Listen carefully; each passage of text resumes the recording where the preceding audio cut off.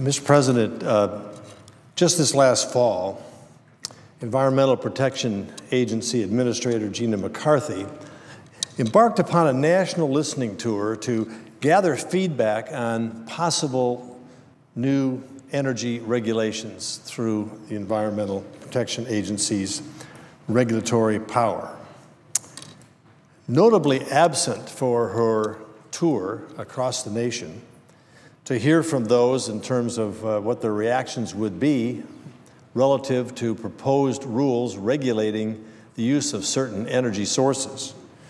That listening tour, surprisingly, didn't stop at any of the major coal-producing production or user states.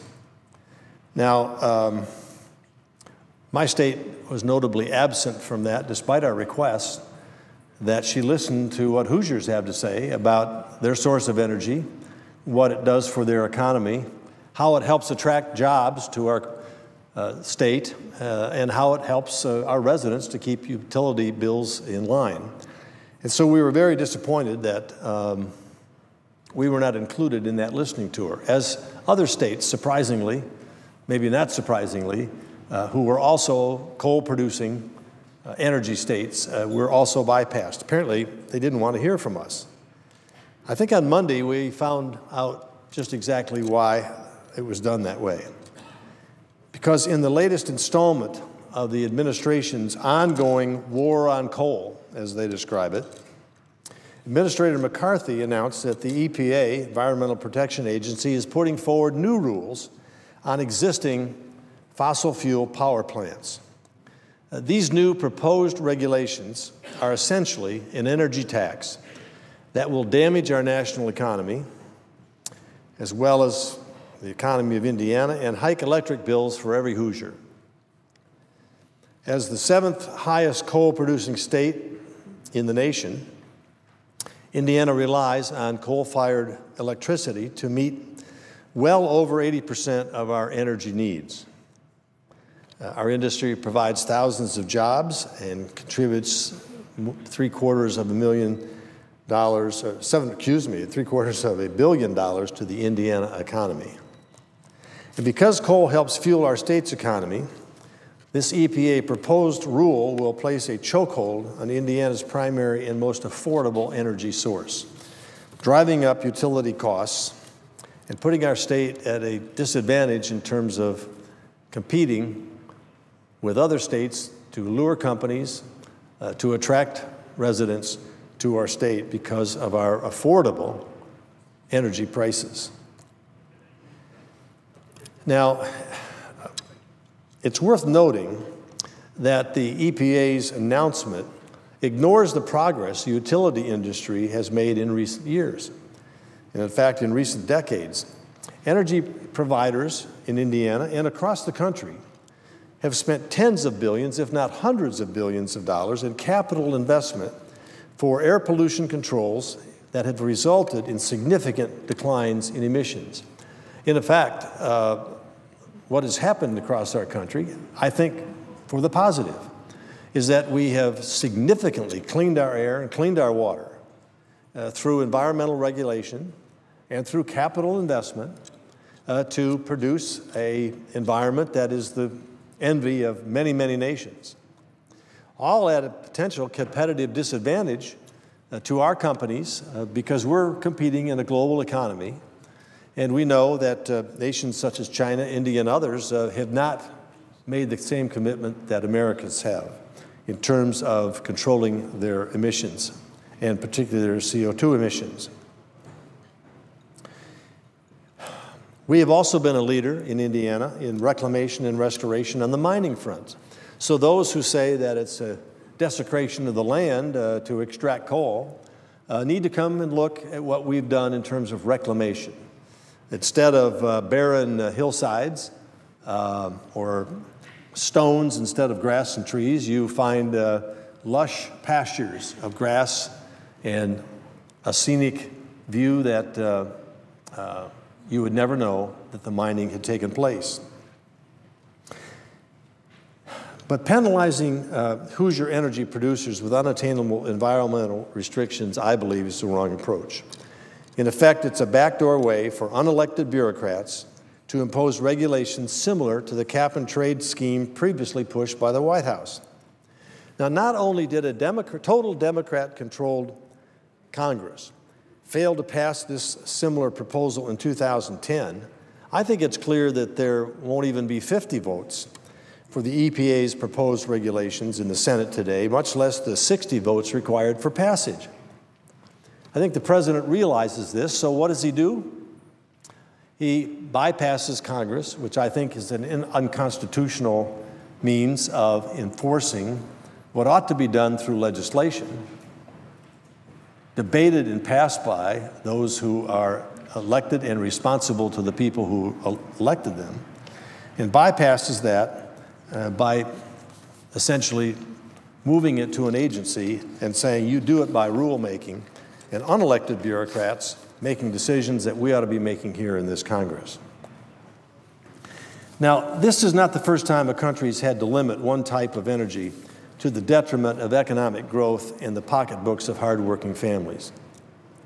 These new sweeping rules on coal-fired power plants brought to mind my friends in Western Europe. As the U.S. ambassador to Germany from 2001 to 2005, I had a front row seat for the similar transition away from fossil fuels that most Germans now regret. When the German legislature passed a renewable energy law in 2000, Germany gave solar and wind producers 20 years of fixed high prices and preferable access to the country's electricity grid. They have also, following a fashionable green wave of the moment, the main political parties in Germany reached a hasty decision to phase out all 17 of that country's nuclear power plants. German leaders vowed to eliminate clean nuclear power while simultaneously aiming to reduce carbon emissions by 80 to 95% by 2050.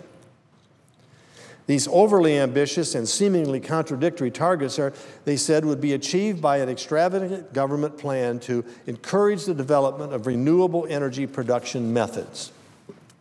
Under the plan, the so-called Energiewende, or energy transition, renewables, mostly solar and wind, would supply, they said, 80% of Germany's electricity and 60% of the country's total energy requirements. Now, if those goals look impossible, it's because it has been possible for them to reach it, and they realize that. Germany's ongoing subsidization of alternative energy industry means Germans pay higher prices, significantly higher prices for energy than the global average, putting their industries at a competitive disadvantage and putting their consumers at some of the highest electric rates in the world.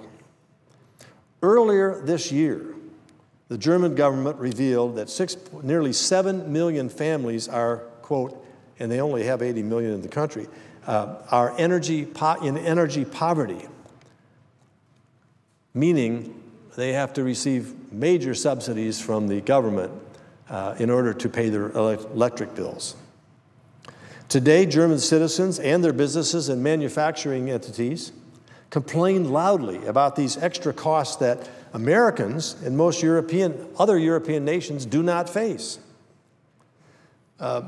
It has triggered a potential crisis from an economic standpoint.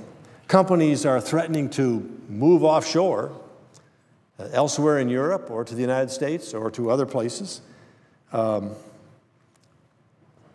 Residents are complaining loudly about the fact that they're subsidizing an unworkable plan. When government subsidies finance inefficient technologies, the government obsesses about emissions goals.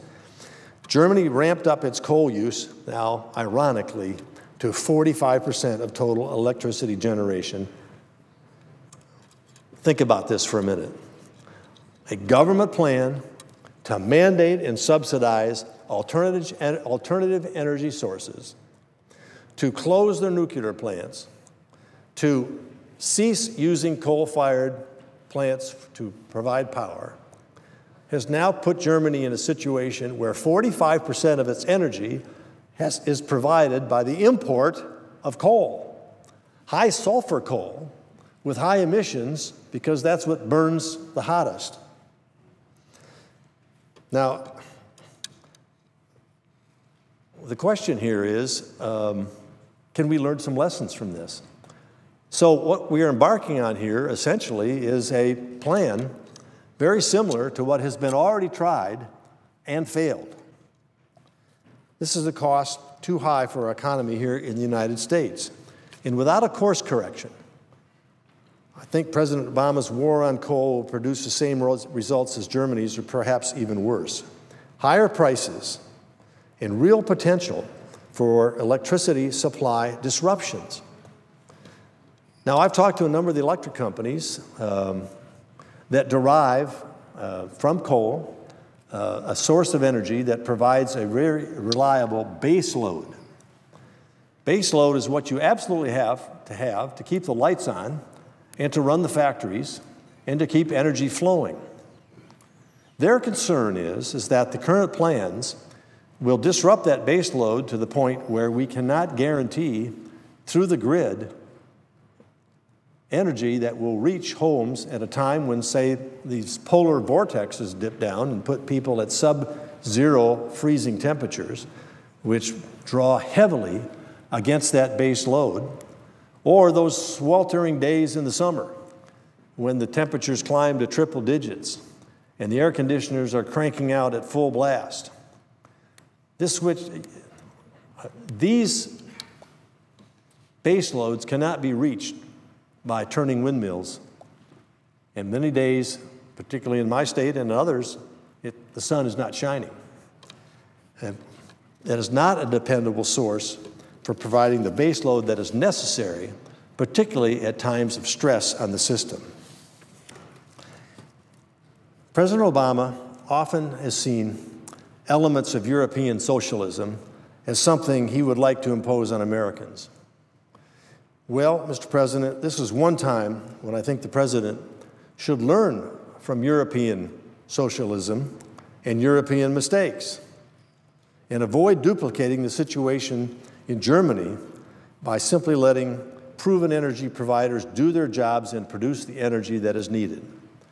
Once again, I want to say that the United States has a pretty commendable record of addressing these issues through emissions. We all want clean air. We all want clean water. We all want to have a safe environment for ourselves and for our children and for the future.